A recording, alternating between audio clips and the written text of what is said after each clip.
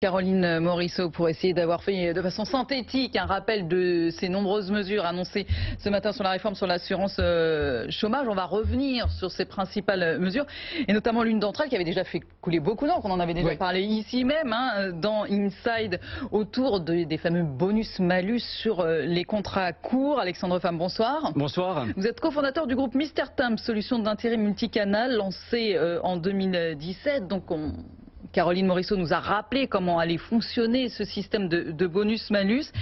Qu'est-ce que ça va impliquer, selon vous, pour vous? Est-ce que vous craignez justement pour votre activité?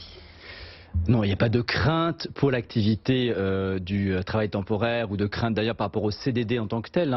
Pour prendre un petit peu de recul, il y a évidemment une logique. Les entreprises clientes vont être pénalisées quand même par ce dispositif pour certaines d'entre elles, celles qui opèrent dans les secteurs qui vont être pénalisées quand même. Comme le CDD, mais j'avais pas là que pourquoi est-ce qu'une entreprise a recours à un contrat court aujourd'hui? C'est parce qu'elle a intrinsèquement une saisonnalité dans son activité. J'ai un exemple d'un client. Normalement. Mais aujourd'hui un CDD, il faut le savoir, CDD ou intérim, ça coûte à minima 10% de plus que le même emploi en CDI. Aujourd'hui, c'est une indemnité qui s'appelait auparavant indemnité de précarité, qui maintenant s'appelle indemnité de fin de mission, qui est versée à tout intérimaire ou toute personne en contrat court à la fin de son contrat. Donc chaque entreprise a intrinsèquement un coût supplémentaire lié au contrat court qui est de 10%. Et ça fait des dizaines d'années que c'est comme ça.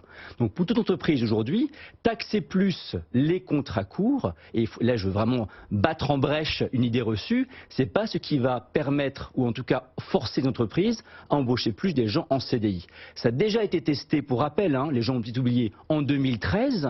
Oui. Le gouvernement Hollande a taxé de façon supplémentaire les contrats courts en CDD. Sans résultat probant à l'époque. Mais il n'y a jamais eu, c'est l'inverse, il n'y a jamais eu autant de contrats courts faits qu'après cela. Voilà. Alors quelles vont être les conséquences? Parce que quand même il va y avoir des conséquences. On sait bien que le MEDEF, la CPME, ils sont tous montés au créneau contre ces bonus-malus. Et notamment, comment il s'appelle, le dirigeant de la CPME, Monsieur Asselin, nous parlait effectivement des fameuses entreprises qui, à partir de 11 salariés vont être touchés également et que ça va être très compliqué. On va créer un effet de seuil, nous dit-il, à partir de 11 salariés. Voilà, c'est un petit peu son raisonnement aujourd'hui. La problématique, c'est que bien souvent les contrats courts portent sur des profils peu qualifiés, sur lesquels, on le sait tous, le coût du travail est évidemment une donnée importante à prendre en compte. Donc qui dit taxer plus ces profils peu qualifiés peut avoir un impact en termes de destruction d'emplois, avec dans certains cas, si on pense à l'hôtellerie, le risque de la bascule vers le travail au noir, qui est un vrai risque, effectivement, dès qu'on augmente trop les charges sur ce type de profil, ou des destructions d'emplois, si évidemment la mesure a un impact trop fort.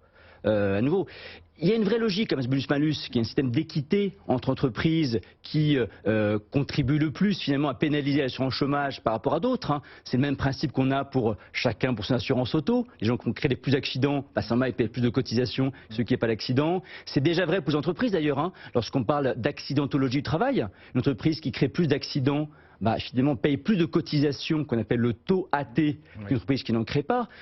Voilà. Mais après, ça paraît assez sain. Mais en revanche, croire qu'on va aller bousculer le CDD vers le CDI en raison de ça, j'y crois pas beaucoup. L'expérience montre que c'est pas le cas par le passé. L'expérience le montre, mais est-ce que ce sont les inquiétudes qu'ont déjà relayées auprès de vous certaines de vos entreprises clientes finalement dans votre agence personnellement? Oui, évidemment, on a eu des débats parce que tout le monde suit de façon très précise ce type de mesures parce que évidemment, c'est une incidence sur le coût du travail, sur la tarification qu'on a vis-à-vis d'elle. Après, on n'a pas entendu aujourd'hui d'entreprises qui vont se dire écoutez, vu la situation, je vais embaucher des gens en CDI au lieu de les prendre en contrat court. C'est pas le cas parce que ce raisonnement-là, il a déjà été tenu depuis 10 ans par les entreprises. Et du côté, je vais poser une question un petit peu triviale, pardonnez-moi Alexandre Pham, mais du côté de vos candidats, vous avez près de 350 000 candidats inscrits chez Mister Temp. Combien ont choisi cette situation? Combien souhaiteraient être en CDI? Alors, on estime aujourd'hui qu'il y a, les études montrent qu'il y a en gros entre 15 et 25% des intérimaires qui sont intérimaires par choix. Ça veut dire quoi? C'est-à-dire qu'on leur propose un CDI, ils le refusent. D'accord? Pourquoi? Parce qu'ils gagnent mieux leur vie, en étant en CDD lorsqu'ils peuvent enchaîner les missions. Et pour certains aussi, c'est un choix de vie. Il y a des gens qui refusent effectivement la vision que peuvent avoir mes parents de rentrer dans un groupe, une carrière longue pendant 10 ans.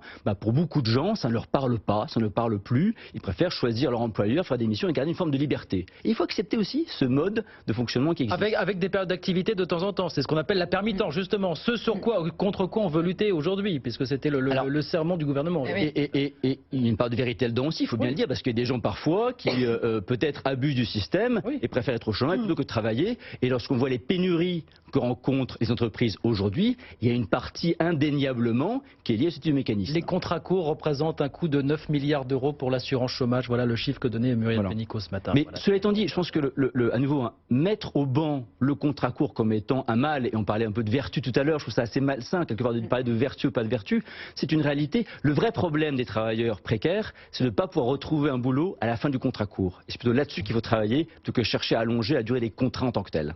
Merci beaucoup Alexandre Pham, cofondateur du groupe Mr Temp. Merci beaucoup. Merci à vous d'être venu témoigner, vous qui êtes sur le terrain, justement sur ces questions-là. Guillaume, on va continuer sur ces questions de l'assurance chômage. On marque une pause dans un instant, bien sûr, 18h15. On continue de parler de cette réforme de l'assurance chômage présentée par le gouvernement ce matin. À tout de suite.